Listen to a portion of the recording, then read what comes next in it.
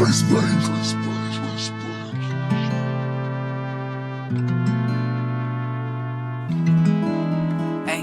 I figured out my key to success. Now I'm locked in. I learned how to open doors like a locksmith. Cauliflower here? Yeah, a little bit. It's we hard now. We talked about that. Yeah, it's mainly back here. Yeah.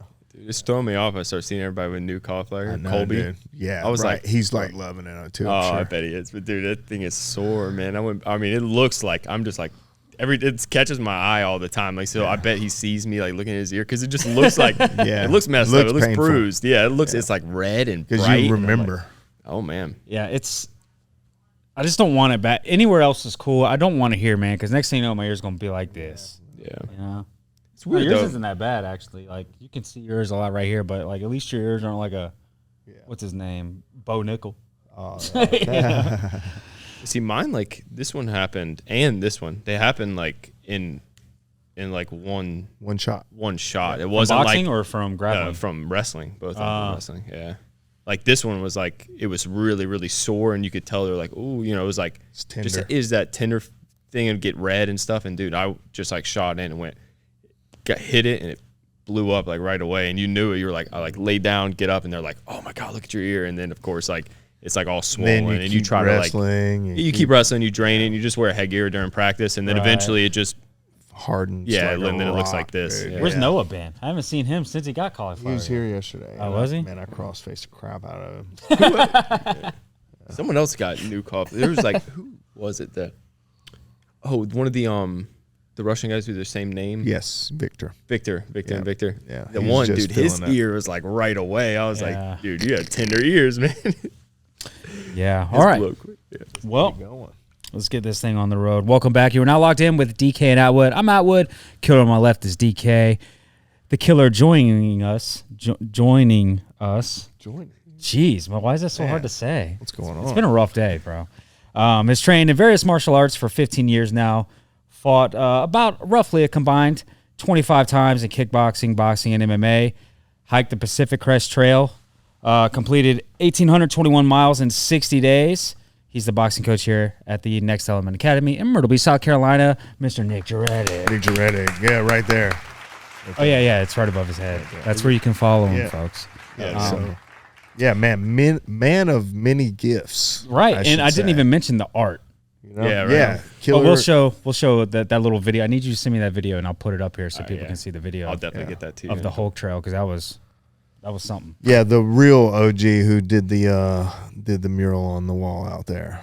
Yeah. So been, taken over by many now. Yeah, people are tagging over top of this stuff and everything. Are you serious? Man. Oh yeah, that thing. It was like a week. It was a day or something. Yeah. Then That would piss me off. Yeah. How many hours you take? 15 hours. Yeah, 15 hours. It was a full like huge mural, piece, man. Yeah, it was. Sick. But anyways, yeah. I've known Nick for a long time. You've known Nick for a long time, yeah? Well, I've known of Nick for a long Yeah. time. I know we went to high school together, but I was a loner. I didn't really talk to anybody in high school. So, well, I've known Nick ever since I moved here. I even knew about Nick before I even, I guess probably before he even knew of me. Maybe, I don't know.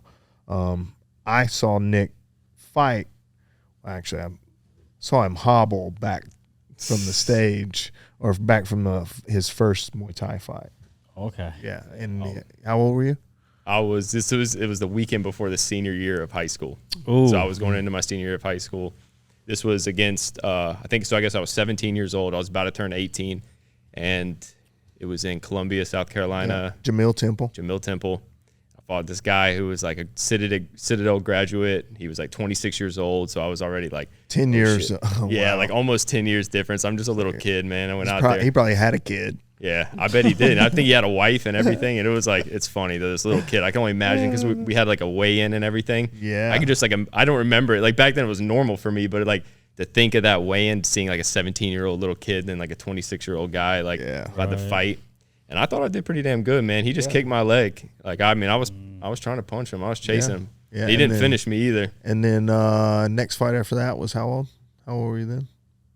I fought in actually November right after that, and I fought at Wild Bill's. That was my Wild Bill's fight. Okay, I yeah. fought Wild Bills. Yeah, I fought Wild Atlanta. Bills in 2009, dude. That was 2012. No, 2011. So that was 2011 that I fought at Wild Bill's. So you knew what I was talking about the bathhouse across the street. Yes, the Korean we went bathhouse. there. Chris Kane, me, Walker, and Chris Kane. Oh man, I had to go there with Derek Brown. Man, it was for what's that? LFA.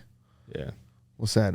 What's the promotion called? Yeah, LFA? no, it's called LFA, but I can't remember the acronym it stands for. Oh, I have no idea. I'd be guessing. something I sound fighting like- association. I sound so good. Like I know what I'm talking about.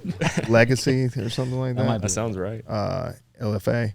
But anyways, he fought there, and man, we had to go over there and cut some weight. But anyways, yeah, Wild Bill's a fun time. I fought there back in 2009 as well. And I remember warming up. They had like the smallest little backstage. It was like a ramp. It was like a little like handicap ramp that like went down and then hooked around. mine was in a like area where they stored everything. Yeah. It was just like they just threw a bunch of shit. Yeah, we were on top There's of a like there were storage. speakers and like yeah, in big boxes with wheels yeah. on them, and you're like Yep. in the back in a little teeny spot, and it's basically right behind It's the stage. right behind- So like I was in you the- take I 2 warmed up in the- steps yep. and then you drop right down, and everybody's out there. And the Yep. Wild Bills is like it was a Hooters ring, a boxing ring, Yeah. in the middle, and it's like the bar is like stacked up like stadium seating, so then everybody's like around you, and you're like in All this the pit. drunk people are around you. dude. that it actually is- sounds pretty cool though. It was amazing, It yeah. was amazing. It was a really cool experience. I mean, because it's called Wild Bill's Fight Night, and if you look it up, man, like it goes back for early 2000s. They were doing fighting, It was in sick back Georgia, then. and There was a so bunch sick, of like yeah. legends there that were fighting there too Yeah, that I man. remember back then, I like mean, Douglas Lima and like some of those guys. Yeah, I think Douglas they were Lima's fighting. definitely fought there. I fought there. I won that night too. I think that was like I think I was like 2-1. I fought 2 times in 1 month that time, man. I fought that dude and then went up to Charlotte, fought at Fight Lab, won both my submissions. No big deal. Is that when you That's got a good submission of the feeling. year? No, that was not, man. That was after I was only a blue belt at the time, dude. I was like tapping all these dudes out. Like I went 6-2, But anyways, Right on. but Well, that That's was sick. cool time. Bring back memories right there. Yeah, man. it does, man. It makes me. I was just like keep rambling. You're good, man. Tell us how you guys started. What was your first martial arts you practiced? Was it wrestling or boxing? Boxing, yeah. Boxing? Really actually backyard boxing. Me and like a okay. couple of my friends, they used to put them on YouTube. My buddy Colton Bridges back in the day. Oh, I don't know if you remember I him. think I know. He- I know that dude, name. We used to get there were so many people, but he would literally, he put him on, he had a whole YouTube channel and thing, and he put him on there. And this was I really didn't even understand YouTube then. I was still my parents didn't let me have as much computers, I had a PlayStation, but I was very limited. I was always they were like, you got to go outside. So I wasn't as technology savvy. So I was I had no idea what he was doing, but I knew that he was putting them on YouTube and we could watch them and stuff. Oh, it was wow. basically, dude, we could put on boxing gloves and just throw hands, man. He'd beat each other's ass. videotape them and then put them on. Dude, it was Talk about the crazy. safety. Yeah. Because I'm sure they were Everlast gloves. Oh, they were absolutely Straight from dicks. No mouthpiece. You know what I'm saying? Like the hardest, The hardest. boxing gloves. They're 16 probably like 12 ounces. ounces. But They're yeah, probably like the 12 they ounces. say 16 ounces on them, but dude, those are like the 4-ounce gloves that UFC fighters fight Yeah. with. Man, I mean, they are rock solid hard. Yeah.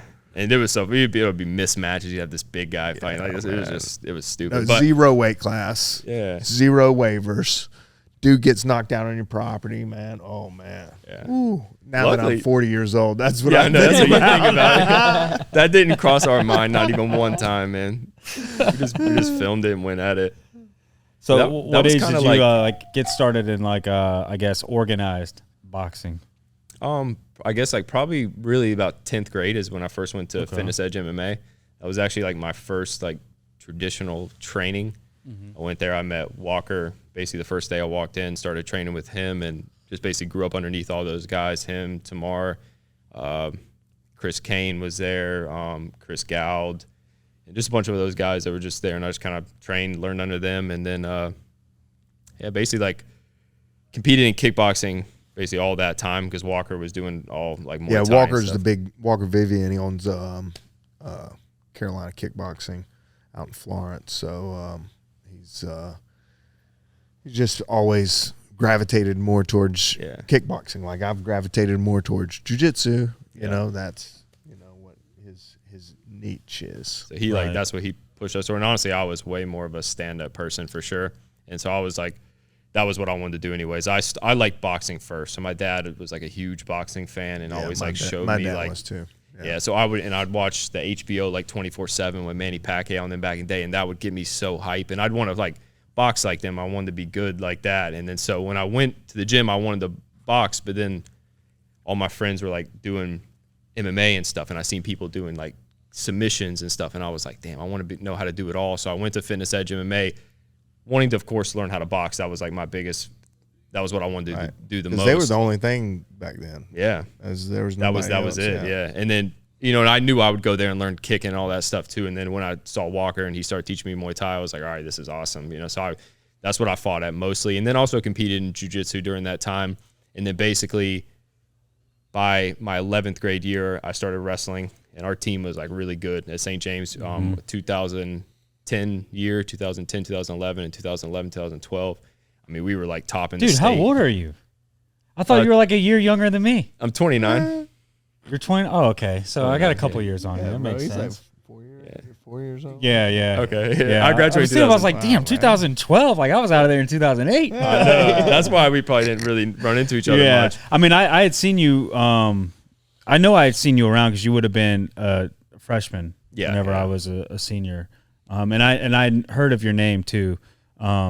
Actually, one of my old roommates, I think that you might have gotten a scrap with one time. Who was it? Little Josh. Josh Clark. Yeah. So I don't know what happened. I just remember. It really wasn't even like, we weren't like hateful really to each other. We just both like, he like wrestled and I like had done some of those like fighting, and I was like, dude, I'll punch you in the face before you can take me down, kind of thing. You know what I mean? Yeah. And then it was like I thought, dude, he socked me in the face the first round hard as shit, dude. Like I went up there and like started like tap, tap, tap, kick, tap, tap, and he just went through this huge haymaker and just like I like fell back. I like stumbled backwards. It was like, holy shit. And then basically we just started going at it, man. It was like, it was nuts, dude.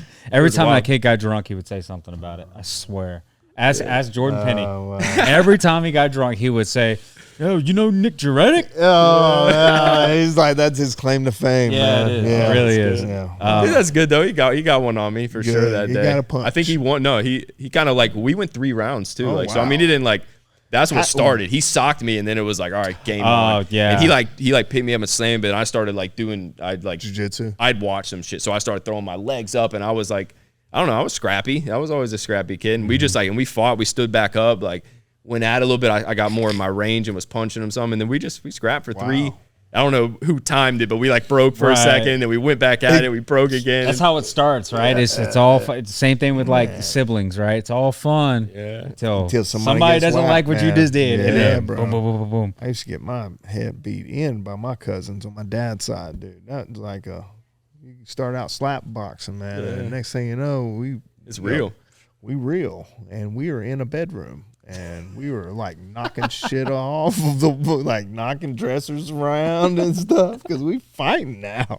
Yeah, that's a good though. Oh, man. I did see you. The only time I've seen you fight, if you want to call it this, was oh man, I know what you about. Oh, what is the name of it? Rough and Rowdy. Barstool. Yeah, Barstool bought it. Oh really? Yeah, they do it now, but yeah, it was Rough and Rowdy. Rough and Rowdy. They don't want me to come back and claim my championship. I'll beat all those guys. They were. They basically, they gave the radio station a bunch of tickets to promote it. They gave us VIP, so I was like, I'm going, you know. And dude, there was thousands of people there. There was a lot of people. I saw a couple people there. They promoted that well, dude. It was. I mean, it was busy, man. That place. I was like surprised because I had fought several times up to that point. I probably fought like 7 or 8 times, and I was definitely so. I was a little cheating. Yeah. Didn't you go to the championship? Did you win it? Or a little sandbagging over here. A little sandbagger, Nick. I'll never forget that announcer was pissing me off because they had some jacket that they gave you. Yeah, they did. And they had. He's like, "Oh, who wants the bragging rights? The something, the jacket." I was like, "Dude, shut the fuck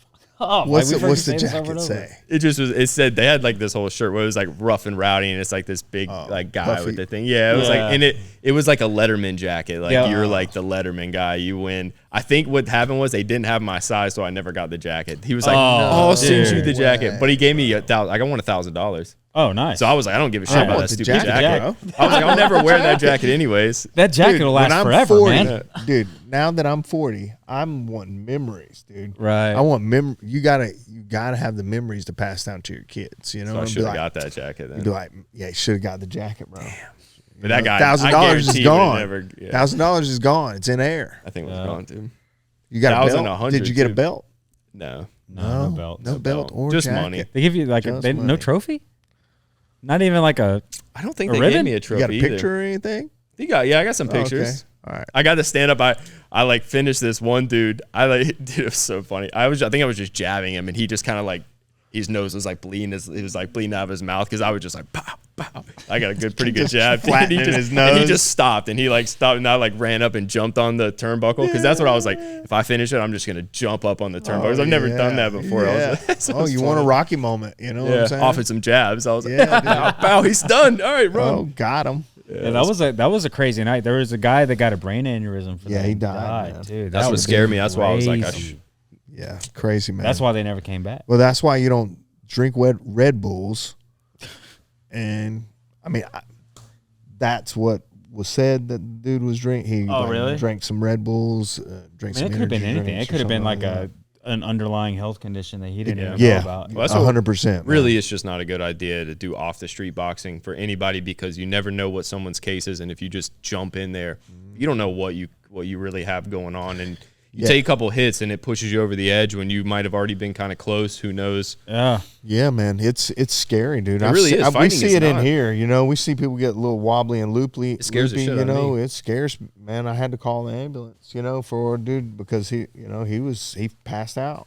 You know, And after- just like after doing sparring. some behavior, and you're like, it kind of scares you. I'm like, oh, that's not normal. And Yeah, man. dude, I don't want to ever see anybody. I don't ever want anybody. Dude, I told myself if I ever go to prison, I have like this brain condition, right? I was like, if I ever go to prison, somebody wants to fight me, and be like, listen, man, I got a brain condition. If you hit me, you might kill me. Do you really want to be in here the rest of your life? But then they're gonna be like, old Bob down the block. You know, he's just ready to go to death row. Oh, that's he's true. just ready to go to prison for life. He can't cope on the outside, right? And they're gonna be like, yo, we got Atwood down here, bro. Hey, Atwood will die. got Real, Go make a statement, hey, man. he'll die real quick.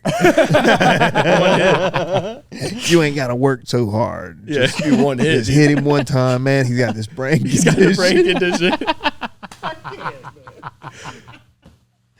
Oh, I They should have wouldn't never take told you you that. That's hilarious. But yeah, so you got started boxing, right? And then You got this brain condition. to be able to move on I from know, that one. right? But I had some pretty humble like beginnings with it. I didn't like, you know what I mean? I just wanted to learn how to fight. I was always interested in defending myself. I was always a scrappy kid. I was Yeah. skateboarding. Yeah. Like I was doing graffiti way back in the day. Like I got out of school suspension from St. James Middle School in 6th grade for graffitiing in the What? bathroom. Get out of here. Me What'd and you two of put my what'd you friends. put in the bathroom? We just had paint markers and we were just doing hand styles. So hand styles like just like Yeah. you know, I'm not like script style. Yeah, script style. Like What'd you just write? really I had like a bunch of names. I don't even remember. Like we used to switch like I think one of my names was Soper, like SOPER. You just like pick a name based Where'd off the Soper letters. come from?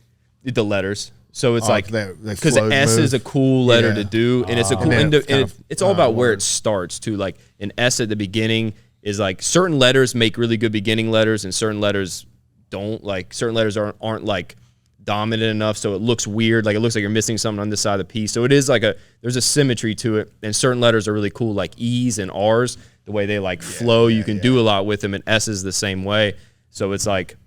I just like those letters, and you just try to just put something together that sounds, you know, something reasonable, and then that way when you do your hand styles, you can make them look. So I did like I think SO, and then like the P down the middle with like some things and some highlights, and you know, you do it to make it look real nice and stuff. Right on. I just did some hand styles, so I was always getting in trouble, you know, and then trying to find a little outlet. My dad always, OSS, a little OSS. 3-day or what? yeah, 3-day Three-day. OSS twice too. It's both in 6th grade. What do I know about that? Yeah, I was about to say, yeah. 3-day OSS, man. Twice, too, in 6th grade. That was a good year for me. Oh, man. I got suspended for fighting. It wasn't a fight. Like, I think the kid, like, tipped the hat off, and then I, like, punched him, and then he, like, pushed me up against a locker, and then all of a sudden, like, 2 seconds later, the teacher's right there, and we're broken up, both out of school suspension. It's like, dude, I got caught fighting the last day of school, had to come back 3 days.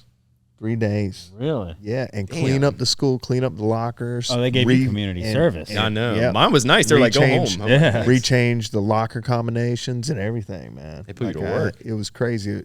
And the dude I've gotten a fight with was a senior in high school. How old were you? I was in 10th grade. Okay. Yeah. So you fighting up a little bit. Yeah, you know what I'm saying? You can't fight down.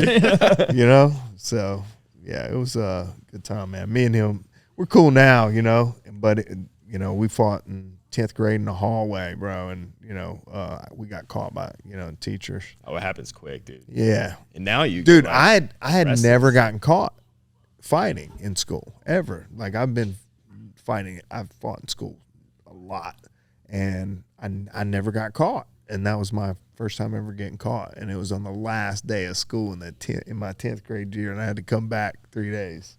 Damn. Man. Yeah, work out on the football field. I mean, I was helping, like, the janitorial guy. Right. Yeah, he was a cool dude, though. I ended up, like, leaving after, like, halfway through, You're like, yeah. Oh, he just It was wrote you like off half on a the day. He hours. was like, man. He's like, oh, you're good. Go ahead. Yeah. Just take off. So I boxing, know. obviously. Oh, my bad. What was Sorry. I ain't saying nothing. Go Oh, ahead. okay, my bad. I didn't mean to cut you off. Boxing, your favorite out of all of it? Yeah. It was what I always thought I was best at. Like, and then especially when I went to, so Brian Shannon was my boxing coach at Ironhead Boxing Club, and he kind of really like changed my whole philosophy on fighting and boxing. Like I had been doing at Fitness Edge, and I just feel like I guess really I never had like a coach. So I had like Walker and all those guys, but they were also fighting. It's also not boxing. It wasn't like not right. traditional boxing, that you were doing over Yeah. there. You're doing MMA boxing. It was like MMA, and then it was kickboxing, so it is a lot different. But it's just like it was more about like the kicks and I don't know. I just didn't feel like I didn't understand the strategy of fighting. Like I just knew I had punches and had kicks, and I feel like I just had to throw the right combination at the right time in order to land it. And then like, I guess boxing kind of shifted to where I was like, understood it's like, because I would think I'd like watch fights and I'd be like, oh, he did a, jab to the head, 2 to the body, 3 to the liver, and then finished with a kick. And I'm like, okay, well, I got to be able to do that combination at the right time. And that's really like, for me, that's not a good way of looking at it, because it's not like you just like press a button and you just hit the combination and it just lands. It's about like opening up things. And like, and basically when I got to Brian, he like really like showed me, first of all, how to correctly punch, which gave me so much confidence in myself, because at first I never felt like I had power. Like that was like a thing that bothered me, like in all the fights, like the kickboxing fights, when you see him and thing, like I never felt like tense up. I never felt like I had And I just thought everybody's like, oh, some people have power, some people don't. And I was like, well, I guess I don't have power. I just got to be like good and technical. But then like I got to Brian, and then all of a sudden like I was like really hitting hard and fast and straight and just solid. And I was like, oh my God, I can do this. I just didn't know the technique. And then it was like I learned the technique of the punches, and then I started learning like the strategy of like, how to open people up and find holes and throw punches for setups. And it's not anything about a combination. It's about all the tools you have and how you use those tools to open up to land other tools. And so it's not there's no one combination that works. It's like there are combinations, but you use them once you have opened up some doors, and then now that combination can get used. And then that kind of like, he like introduced me to that. And, it was like, that's like a deep philosophical I was just thing about to about say, it. But most people don't even look at it and get that deep. Yeah. They just think you just throw and it hope lands. you get lucky. Yeah. And it just, and that's what it kind of really opened my mind. And I was like, holy shit, there's so much strategy and so much technique. And then I realized that, at least with boxing, it could be perfected. So like I could reach a certain point to where like I am now, to where if I get somebody that doesn't know how to box and we're just doing boxing, they can't really do much to me. It's kind of like a guy who doesn't know jiu-jitsu and you're a black belt. there's honestly nothing they can do to you. It's just Right. that I don't. There's Only what there's a you'll level, allow. right? And I just I always thought striking was like kind of like anybody, if they can, everybody can throw a punch, or they could always land it. You know what I'm saying? And I always like thought like I don't want to get knocked out by someone swinging. I mean, I had that in the back of my head, but then our boxing kind of showed me that you can perfect it, and there's ways that like now I really don't worry about that because I know my defense is so sound, and I've put in all the work with my footwork and distance control and all that I know I can control certain variables. And all the pieces add together for the whole puzzle. You know what I'm Yeah. saying? It's like you said, the footwork, the defense, right? All the other things, and a lot of people are thinking, "Oh, I'm just going to go box." There's so much more into it. Yeah. So, when you look at the sport of boxing, right? Who would you say you drew the most inspiration from?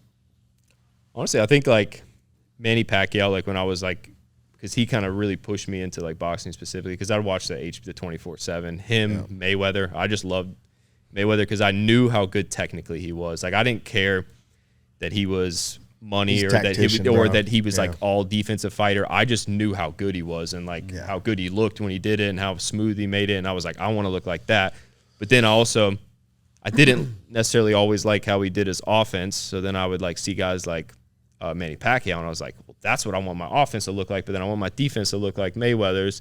And then I see someone like, Canelo with power, and I'm like, oh, damn, I wish I had some power like that and can throw. You know what I'm saying? And so I like see all things, and I try to see everybody and see what I like from them. So I would draw inspiration from a lot of people, and I would just see something I liked in somebody, and then I would watch that and like try to break it down in my mind. And then what I kind of tell people, and I've found this to be true with myself, is that if I like something, it's usually something that's kind of like I feel like good for me. Like, so if I see someone do a tactic and I'm like, oh, I really like that, it's probably because I could probably do it pretty easily, or it would work for me. Because there's like, if you have like a short stubby guy versus a long skinny guy, there's different tactics as they use. But if I see something, I feel like it kind of lets me know, hey, that's something you can use. So you should look more deeply into that. Because the fact that you like it and recognize them was like, ooh, and had a reaction to it, that's telling you, right? That's telling you there's something there. There's some, right. Yeah. I'm like, there's a gold nugget there if you can look into it. And so I always did that. So if I saw somebody and that I liked something about it, I was like, well, there's probably something there. I should look into that. And then I would watch them train. I'd watch videos of them hitting the bag. I'd watch videos of them hitting mitts. And I would just pick up a lot of training videos too. I did that a lot. Like training videos to see how people train. I used to do that as well. How people, I want to know how they hit the bag. The best in the world trained. Yeah, what they looked like when they trained. What they looked like when they trained. All the little routines. I wanted to see their diet routine. I wanted to see every little thing. Like what days are they running? What days are they taking their rest day? I wanted to know all the little things, but that's what the best in the world do. They see what the best in the world are doing. They adapt and they figure it out and they make it work for themselves. Yeah.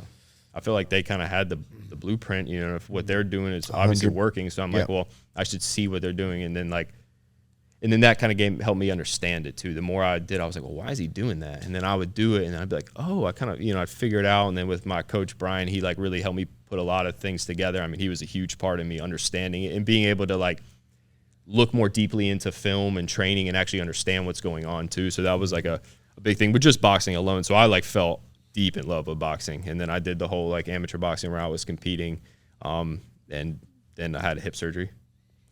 Damn, hip surgery. Yeah, 24 years old. For what exactly? Like what?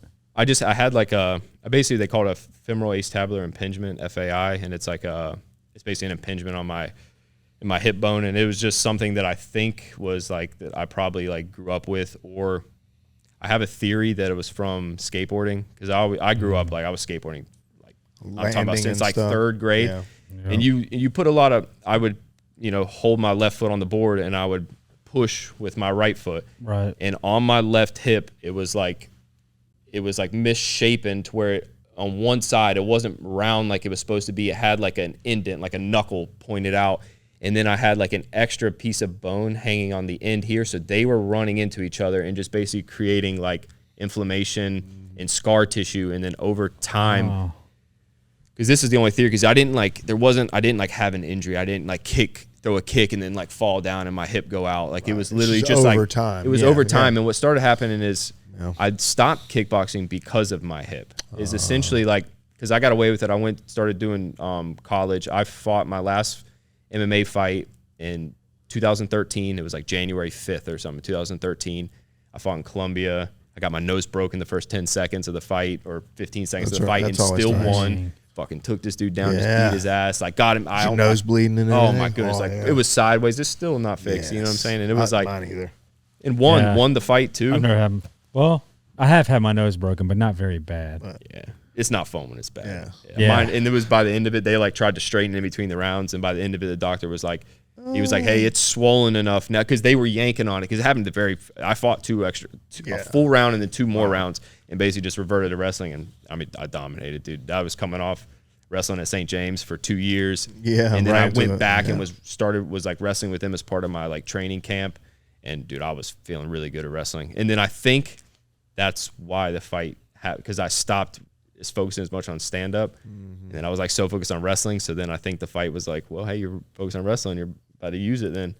And I just he threw a kick, I blocked the kick, opened up, and he threw kick, right hand, and I walked right into it. It hit me right in the side, broke it sideways. I remember seeing it, and then my eyes like went dark, and I woke up, and I was like, I was on the ground. Like I wasn't on my back. I was like basically like all the way crouched down on the ground. Like I had just like sunk straight down, and I like was like, whoa, why am I on the ground? And I had to like stand up, and then he like ran at me, and I just ducked and took him down, and it just turned into a war from there. Man. But wow. Yeah, all my fights were wars, dude. Like, and that's because I had no strategy. I was just going in there like, I know I'm tough. Strategy. Yeah, I know I'm tough. I've been there. And it sucks, dude. And then when I started boxing, dude, I was like, I was finessing. Like, I was not getting punched. Like, it was beautiful. I was like, I don't know. It was crazy for me to see the difference when I just like understand range. Yeah, understood it, and then I had more belief in myself. I felt like I started when I did the boxing. I had like came around because actually I did that rough and rowdy, and I straight boxed everybody up. And then that's why you stood out, because I remember seeing it was you and one other guy there where I remember saying to myself, all right, they've boxed before. Yeah. Because a lot of the guys that come out there, they're just like this, and then you have somebody that comes out with technique and just puts it on them, right? And it was you and this one other dude, and maybe you fought him in the championship. I can't remember. I don't know what weight he was at. But I fought Creed Bateman. Yeah, in Creed. The final. Creed Bateman. He was a big, he knows some big stuff. black guy. He had fought MMA. That's not the guy I was Newsome. thinking of. That's not the guy I was thinking of then. Creed's, I think I know you're. I think he was a weight class above me. Another white kid. Yeah. He had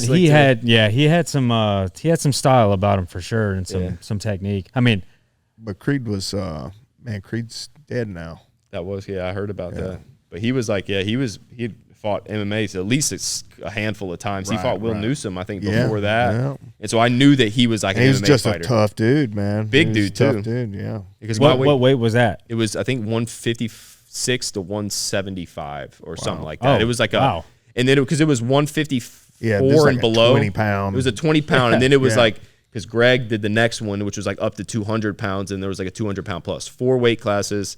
And then I did that bracket, and I only weighed like 165. Wow. And that was before I did any amateur boxing. So I basically boxed these dudes up, and I was like, you're a professional now. Yeah, I was a professional. And I was like, you got paid to do it. I was like, I'm just going to go back and do amateur. I'm just not going to tell anybody that I got this paycheck. Because I think if I was not allowed to do amateur boxing. You were definitely were not. Definitely not. Definitely I was like, I didn't get $1,000. What are you talking about? These guys ripped me off. All I got was a jacket. Yeah, all I got was a jacket, dude. What? Go ahead. That's why I said, he's a professional fighter now. Yeah, I was. Professional boxer. Prize fighter. Prize fighter. There you go. When you fought in MMA, what weight was that? 145. 145. That was in 2013. What you weighing right now? 175. Dang, you're 175? Man, I'm Nick's fat, lean, bro. Dude. I'm Nick's fat. Like, I cannot keep weight on. I'm lean dude, as man. And this guy would out-eat you as well. Oh, I believe it. I mean, he will. Nick's a big dude. How tall are you?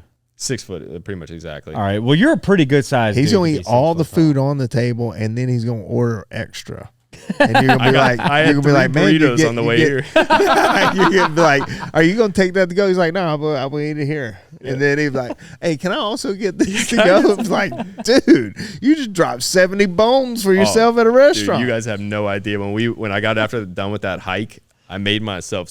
Oh my goodness, Janelle remembers this so much. We went to this Mexican restaurant.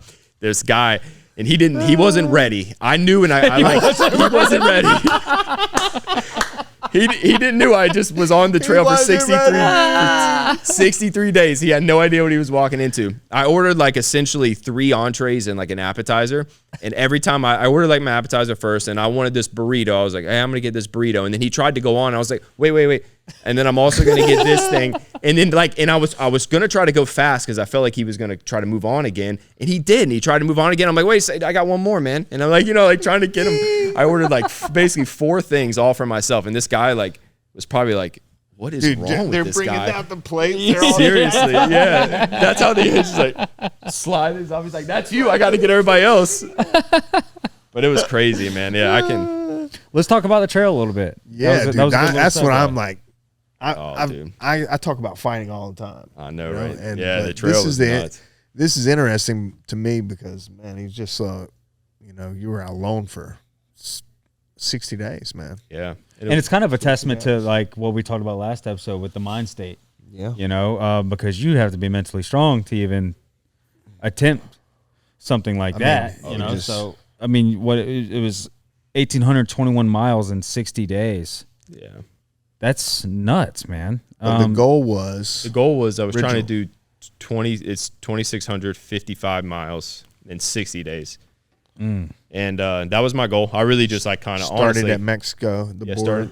So it's a Pacific Crest Trail, the PCT, and it starts at the border of the United States and Mexico in Campo, California, right at the border, and it goes all the way to the border of Canada and the United States. Damn. Yep.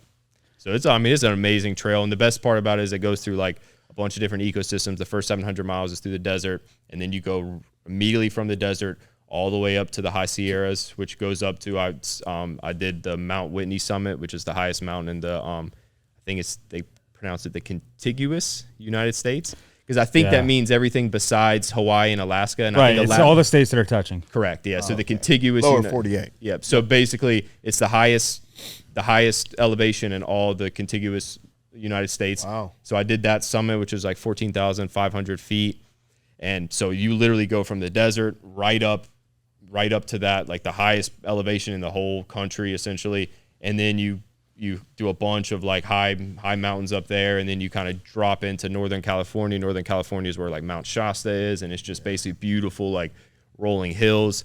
And it got kind of tough, more tough than I thought too in Northern California. And then you go right into Oregon.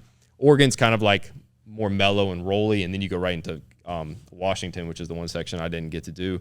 And Washington is a motherfucker. Oh, well, I bet it's wet too. Yeah, it's wet and it's cold at certain points, and it's they have a lot of high elevation too. I mean, it's pretty amazing. They say that's the most beautiful part of the trail because that's where like water is kind of abundant, so you don't have to worry. Like in the desert, man, I was going up to sometimes 20 plus miles without water, which is dangerous. It's super dangerous, and it doesn't for most people we went on that Foothills Trail like a week or two ago, which is like a 76-mile trail we did in 5 days. But it was crazy because I got to like see what a normal person's response is to all these things. Like we were hiking 15 miles a day. That means, and if we were out in the desert, you would go an entire day and then some before you get your next water. And you have to go, that means you have to have enough water to last you an entire day of hiking. Hiking 15 miles, which is, in the desert, it's no joke. I mean, you will pour sweat. Yeah. So you have to monitor. You can't go too fast. You start sweating. You can't go too slow or else you never get to your spot. Right. You got to be careful about how much you drink. You cannot chug your water because if you chug your water, it's gone. And you will like chug it and you'll sweat it out right away. So you have to honestly like slow sip. So it would like change my whole view of everything. But how many like miles a day were you trying to get in whenever you did the trail? So I was going like just as much as possible. And basically essentially, so in the 60, what happened was my goal was 40 to 45 miles every day. And that was like my goal. That's what I wanted to hit. And so basically I started out the very first day and I went 42 miles, which was to it's Mount Laguna, which is like it's 42 miles into the trail. That was like my first. I had the whole thing mapped out. I spent a year planning this thing. And I was fully intent on going out there and absolutely going for it, giving it everything I had, which in retrospect, I mean, I went for it was like literally the hardest possible. It's like saying that I'm going to go into the UFC and fight the UFC champion of the world. You know what I mean? And like essentially what would happen, I got knocked out in like the very first round. It was like, well, yeah, like right off the rip, right off the man, rip, he started dealing with some. Go ahead and talk basically, about that. it was the worst thing. So I felt amazing, like hiking wise, physically, like endurance, all that stuff. I was in perfect shape for the whole thing, but I wasn't ready for the desert. Obviously, I'm from here. I don't really have much experience in the desert. Yeah, the dry heat. I'm not accustomed to it. So what happened was I started going out there. I had my water, right, and then I had like a regular water bottle. So I had these big smart water bottles, and that's what I basically filter all my water through. And then I had these little like regular 16-ounce waters. And my goal was like, all right, I'll drink my regular water, and then I'll make an electrolyte shake, every couple hours and drink it. Well, essentially, I started hiking. I felt really good. I was like kind of nibbling on some things, was drinking my water, and then I like went too long without doing the first electrolyte. So then I chugged the electrolyte, thought I was going to be okay, went a little bit, couple more hours, had another one. And then that right there was enough for me to fall behind. And essentially what I figured out was that every bit of water that I had to drink had to have some type of electrolyte mix in it, or else I wasn't going to be able to compete with how much I was sweating and losing. And the desert was weird too, because you don't really it's not the same out here. When you sweat, you like feel it on you. Yeah. Whereas there, it kind of dissipates. So you don't really realize how much you're sweating. So I was like hiking, feeling good. I got in 20 miles by 1 o'clock, in the afternoon, and I was starting to deal with some cramps right at mile 20. So I stopped at this little convenience store. I was like, I need to get some beef jerky. I was just like, I'll just get some beef jerky. I'll fill up water. I'll get some fresh water. I'll chug as much as I can right now. I'll eat some beef jerky that's got salt. And then, dude, I just never recovered. I try to do everything. I ate a whole packet of beef jerky. I was like cramming stuff down my face, like trying to eat whatever I could. I was drinking water, and I just got behind. And then all of a sudden, I couldn't get the cramps to go away. And I was fully intent on continuous hiking. So the whole thing is while all this is going on, I'm not stopping walking. I'm walking the entire time. Right. I'm starting to feel a little cramp, stretch it out, but I got to keep walking. You know what I mean? I get to this place, I'm cramping a little bit. I'm eating this beef jerky, but I got to get up and keep walking. And then I'm like, all right, I can keep walking. And then the cramps got worse and worse. It got so bad that I'm calling them on the phone, almost crying in a way, because every step I take, if I move my foot wrong, my entire leg will cramp up. If I straighten my leg, my quad cramps. If I bend it wrong, my hamstring cramps. And I'm hobbling down, just in full body cramps, trying my best to basically stay still and hike and stay moving. And I would have to just kind of fight through it. I'd have to slow down sometimes, sit, wait for him to stop, and then I just kind of keep going. So I just pushed through, and I think that kind of ruined me, that whole first day of trying to push through that, because I still hiked 42 miles. I got my 42 miles in. I made it to that Laguna Mountain at 10 o'clock at night. They had some showers there, and I was I did this. I got cramps when I went to the XPT thing. And I went to a hot tub, and the cramps went away. And they were like, oh, if you get into some warm water, it helps alleviate the cramps. So I was I remembered that. And I saw they had some showers there. And I was just if I get there in time, I'm going to go shower. I'm going to get some hot water, and I'll let these cramps go. Well, I realized the showers took quarters. I had no quarters. So I had to go knock on the camp. They have the camp, what do they call it? The people who sit it, they kind of, they're, the camp host, the host or whatever, the one that sits at the campground. And I went up and knocked on things, dude, it's 10:30 at night, completely dark, everybody's asleep. I was hurting, dude. I was really in some bad shape, just with the full body cramps. I ended up basically not being able to eat. So when all that was going on, I was cramping so much, I was cramping everywhere, my neck, so they my answered arms. They answer? Yeah, he answered. Yeah, so basically he gave you some quarters. He did. He gave me some quarters. Was he it took 2 tries though. So I knocked on him. No, it wouldn't say 2 tries. I knocked on him, and he was I was hey man, I was do you happen to have any quarters? I was I just really don't have, and I'm off the PCT. I just got in. I don't have any quarters. Do you happen to have some? He was no man, I'm really sorry, I don't. And I was just devastated. And I just turned around and walked, and I started walking, and he kind of came out, and I think his I don't know, someone that was in there told him hey, go give him some quarters or whatever. And then so he came out, and he was hey, I got some. So I got these quarters, and I was this is amazing. And I went in there, and it was you didn't have any money to give back to him? No, I didn't. He just had to give me the quarters. Okay. I had $20 bills and stuff. I started off not in the right, I don't know. It just state. Yeah. And I didn't have the right money. So he was probably thinking that you were some homeless dude, or something. So he gave me some quarters, and of course I just went there, but I tried to take a shower, and the water was cold. Dang. So like I went through all that. Like the and one time, like in a situation, because you do like a lot of ice baths and stuff, right? Yeah. Like the one time you're like, dude, I need some really hot water. That's and all you I can't needed. get it. At least that's all I thought I needed. At least that's what I wanted. I was like, please just have some hot water. And it didn't. And I was like I was devastated, man. Yeah. I went in there and it was like, I'm cutting the water on and it's like getting like lukewarm. And I realized it's not getting any hotter than that. And it was essentially like almost cold. So then I was like, so you just got to get in. Yeah. I just got in and like kind of just cleaned up a little bit. And, you know, I was going as bare as possible. I didn't have a towel or anything. So I had these little towels that are kind of like reusable or whatever. They're literally about that big. And I mean, I would dry my hair, dry my whole body with these towels. And wring them out. Yeah, and Did you take like a GoPro or anything with you? No. But you did document, like, you know, with pictures at milestones and stuff like that. I did pictures, and then I did I had a Garmin InReach, which is like a little tracking device, which I was doing 10-minute tracking intervals the entire time. So you could like at any point we kept the map. Remember we had a map here for so you could click any time and Yeah. see where I was, and that was I guess the biggest like technology thing I had is that you could see my entire route because it would plot every 10 minutes where I was hiking. Gotcha. And I was like, and you know, after I got through, basically that next morning, I just slept in there, and then I got up probably like 6 o'clock that morning, closed out, started hiking, and dude, I was just in terrible spirits. Like I just felt like shit. I ended up the next day, my appetite like completely went, so I stopped being able to eat. I was able to eat a bar for breakfast, and then basically midday, I got to this place to fill up water, and I couldn't hold down food. I like tried to eat up these little fruit snacks and started throwing them up, and then that was like pretty much the worst of it because once I started throwing up, I couldn't do anything except drink water, and then the water was flushing out all my nutrients. Wow. So then I started going this like spiral where I couldn't eat, and then like the water was like okay, but then it started making me nauseous because it was like I didn't have anything I couldn't hold anything else down. Every time I tried to eat something, and I like had zero interest in eating. Like it would just made me feel sick just thinking about eating, and I was like forcing things down, and I would just like kind of dry heave them up like in spit, and I would like feel nauseous.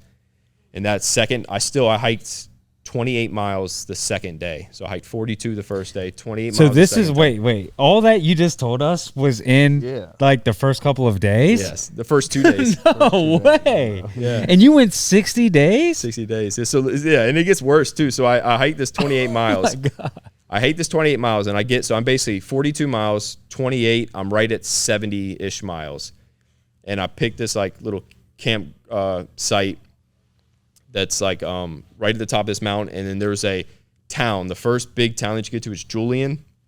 It's at mile 77, so I had like 7 miles away from this town, and I kind of knew. I was like, well, I'm gonna set up. I'm gonna be in this camp site. And I was like, I think tomorrow I'm going to have to go in this town because I feel like I'm going to die if I stay out here. And then the next morning, I'm kind of like already knowing that I'm failing and that I'm going to be going to this town. I'm going to have to hitch a ride. The town's like 15 miles away from the trail. So my whole thing is that if you get it, like my goal of doing it in 60 days, if you get into a car, you're now in a supported category. So then you're not, it doesn't count for the record that I was shooting for.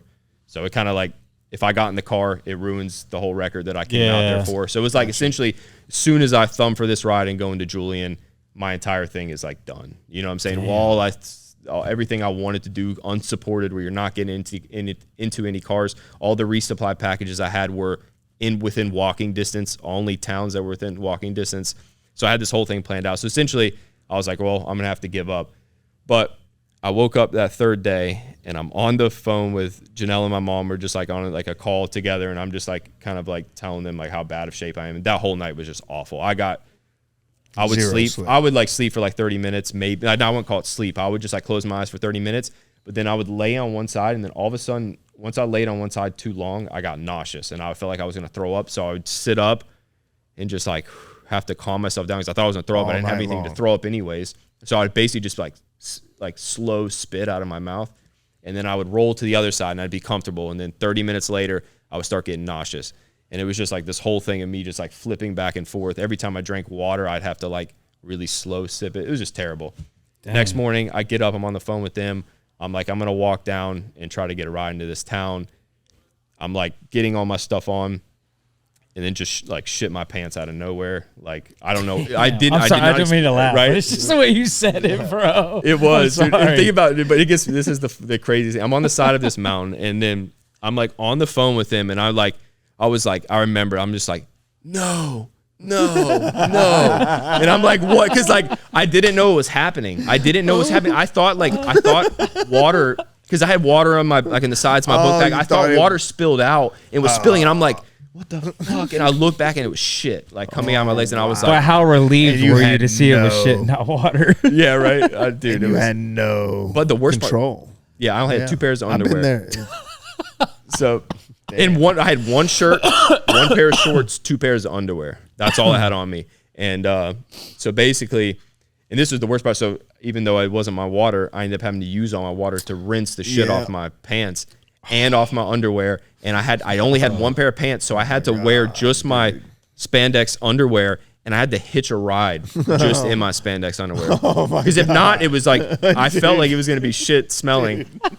It definitely would have been shit smelling.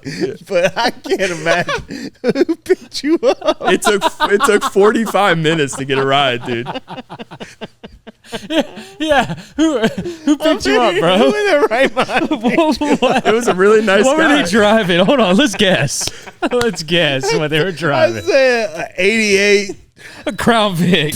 Toyota Corolla Oh no, it was way better than I could have ever thought. or a This white guy was, van. This guy was driving like a couple $100,000 like speedboat. He was pulling this huge boat, the ones with the big, I shit you not. Driving a big giant orange truck. Was he delivering it or No, it was his. He was retired, and he was telling me about how him and his wife take his boat and their grandkids. They got a house. So on. hold on. Let's go back. Let's go back. This is too good. So you're in spandex. I'm in right? spandex. No, but listen, I had to hide behind the sign because you're in the desert and there's. Because listen.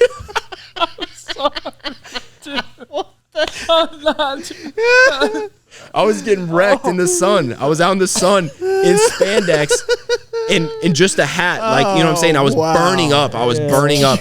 I was like dehydrated. He I felt wasn't like ready. shit. You weren't ready. I was not ready. So I'd have to hide behind the sign. It was the only shade that it had. And then when the cars come, I had to like hurry up to make it look like I wasn't, because I didn't want them to see me running from behind the sign and try to like, they're like, this guy's crazy. Oh, it was bad. So I'd put my book bag next to the road, and then I would just like walk right by my book bag, so it looked like I was standing there the whole time, you know? Yeah. In your spandex. It must What be a nice. balls story, all out. man. Yeah, but I had a nice like I had just like a full like length shirt on, so it kind of like he's probably like, oh, this So one of your those thumb hip. and dude pulls over. You're like, thank God. Thank God. I swear. All right. So talk us through that interaction. What do you say to the guy? Dude, he was an amazing guy. Like so super first nice. thing, you're like, he opens the door. It's like, hop on in, pal. Yeah, he's like, you on the PCT, and I'm like, yeah, No absolutely. way. All right, no, cool. Okay. everybody knows. Like it's okay. All right. So he knew I was on. But the thing is I was out there for 45 minutes. I probably passed 20 cars past me and didn't pick me up. So Right. this guy, like, eventually somebody came who knew, like, oh, this guy's a PCT hiker. The trail crosses right through that road. So it's like a big thing. They call it Scissors Crossing. And basically, Scissors Crossing is this place where you can hitch a ride. You got a thumb. And because Julian's, I think, 12 or 15 miles away from Scissors Crossing. That's just completely out of. You cannot walk that. I would literally take all day to walk that. And you're walking on the road, and the road is like windy and up. And it's pretty nuts. But this guy picked me up, man. He was unbelievably nice. Like, acted like he did not smell anything. Like, he was like, did not mention. I threw my book bag in the back, and I had basically I had to hook my shorts and my shitty underwear to the outside of my book bag, so I let it like dry as I was like hiking down. But man, and he was so nice. He was showing me like all the little spots in Julian. He's like, there's a Julian brewing company. It was called JBC, and they sold pizzas. He was like telling me, he's like, you can go in there and get a giant pizza. They got wings, all this you get stuff. one? I got a giant pizza, absolutely, Nice. and wings, I bet you, was it good? and mac and cheese. Did you Yep. did you shit yourself? No, I after did. that? I took a nice probably shit though, would've. for sure. I absolutely did. Golly. But Man. it took me a while. Like, I went into That is Julian. incredible. Yeah. Oh my goodness, dude. And he dropped me off at this You place know- called Miner's Diner, and I went in there, and they have like this old fashioned like Coke. So they make their own Coke, but it's like this special like old school machine. Because this is like an old.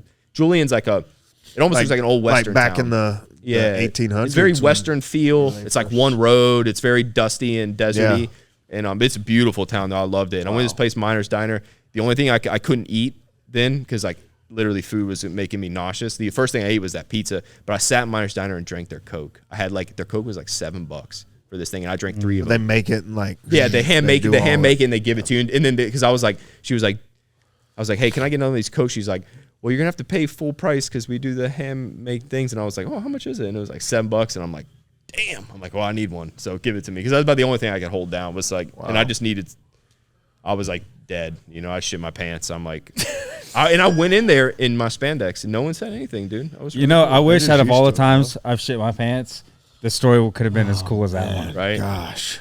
Me too. That was the start. That was the first 3 days. Me dude. too. That's day 3. That's something that that would be really cool to talk about, like on another episode. Really get into that because that's only day 3 of 60.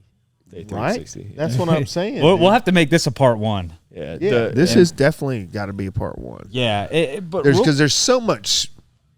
Yeah, I mean, dude, 3 days in. 3 days. 3 days in. Yeah, the first 2 weeks are the craziest. The first 2 weeks are the most stories, and then I just got to business, dude. Because like say all of that combined. So I was saying I hiked 7 miles down to Julian, took the rest of that day off, got back on trail. 3 days later, my legs swelled up. Had to take 5 days completely off where I didn't hike a mile. So that's my first 2 weeks. Basically, you still got to explain what his tent looks like, bro. You don't even know what his tent. He don't even have a tent. It's a tent. It's a tarp. It's amazing though. It works, dude. Let's do this again real soon. That way, this is still fresh, and we'll jump into this some more. Absolutely. Because the first 2 weeks are fun, and then we just get busy, man. At the end, so just to say, like at the very end, including the first 2 weeks where I went basically 6 days hiking. 6 of those days I only hiked 6 miles, like out of so that means right off the bat I'm like way behind. Including the first 2 shitty weeks, overall of that 60 days, I still averaged 30 miles per day, including those days. So that means how much weight on your back? With anywhere about 30 to 40 pounds. All his not all his food, but like food, water, clothes, shelter, cold weather gear, all that stuff. Man. And basically, man, it was nuts. But I got to business, and that means because if I averaged 30 miles and then went 6 days where I didn't hike a mile, that means I probably averaged closer to like 32, 33 miles a day when I was hiking, which it was amazing, man. It was quite a journey. Yeah. Well, they're starting open mat next door, so they're getting started with open mat. So real quick, tell people where they can go to follow you and check out what you have documented. Basically, so I do have a YouTube channel. I think it's under Nick Juretic. My last name Juretic, Juretic. Okay. And then my Instagram is also just at Nick Juretic, no spaces, no extra. My last name is unique enough, so no one has Juretic in there, so it makes it easy. My name is just Nick Juretic on everything, and you can find me. But I have some cool videos, some videos on YouTube about some things I did leading up to the hike, and then some videos on what happened after the hike, the gear that I used. I did like a whole like gear review thing. I showed you what I took with me, like literally everything down to the pocket knife I took. Wow. And then on Instagram is where I'm kind of posting more of my day-to-day stuff. I got some art stuff on there, all the fighting stuff, and then like, of course, all my PCT journey is on Instagram, so you could go down there and like follow. I posted probably like 8 times, I think, throughout the whole thing, and I just kind of documented like, I do maybe a week or 2 at a time because I only had service sporadically, so I could only post. I'd have to get to a good spot where I was like resupplying and charging, and I would just hurry up and try to make a post and then get it out there with a bunch of pictures. But it's all like that's all documented on Instagram, which is at Nick Juretic. So those are probably the 2 best places, and I have some good stuff out there to check out. At least get the feel for all the stuff I'm into. Right on, man. Well, I'll put all that in the description as well. You want to take us out, dog? Yeah, man. So everybody like, subscribe, comment. Let's keep this thing cranking. We appreciate you all for listening. Man, I'm really excited already to do a part 2 of this. Yeah, this is a very interesting journey, and to think that we only got 3 days in. And all that had happened. Yeah, so definitely like, share, subscribe, so you can know when the part 2 is coming back. If you don't subscribe, it's not going to give you the notification when part 2 is out. So subscribe. Hey, man. All right. Well, hey, it was a pleasure, Nick. We'll do this again real soon. Appreciate you, dog. I can't wait for part 2, man. All right, man. Till next time. Yes, absolutely.